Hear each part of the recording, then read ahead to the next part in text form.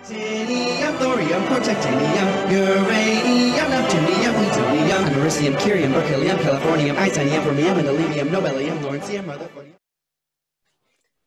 All of us have done a jigsaw puzzle before, maybe even during this time of shelter in place. So we know that each little piece fits together to show us one big picture. And that's exactly how science works. Each branch of science fits together and influences one another to show us how our universe works. And then each branch, whether it's physics, biology, or the best, in my totally unbiased opinion, chemistry, is then made up of smaller puzzle pieces like organic and inorganic chemistry. And then those pieces are made up of smaller pieces and so on and so on. And as the pieces get smaller and smaller and smaller, the research question becomes more focused. And one of the middle-sized pieces is called nuclear chemistry.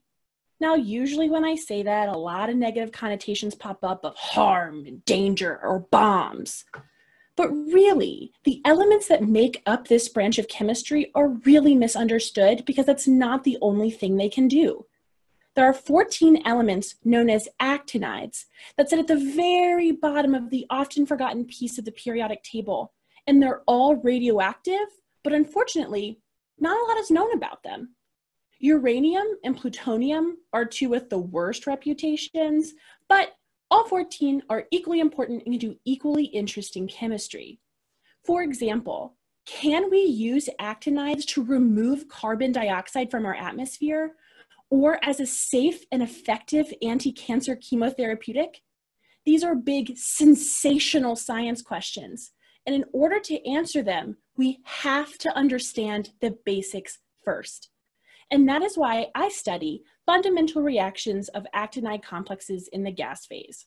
And that's just a fancy way of saying I study the smallest puzzle pieces. I take one actinide complex, collide it with another to see what happens. And by doing this over and over again and changing small things like the actinide being used or whatever it's colliding with, the image on our small puzzle piece becomes clearer.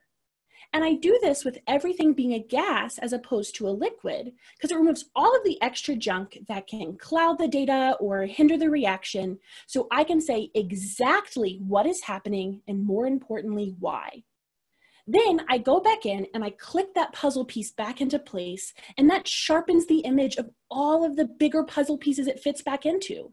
So those big sensational science questions I asked y'all earlier just became a little bit easier to answer.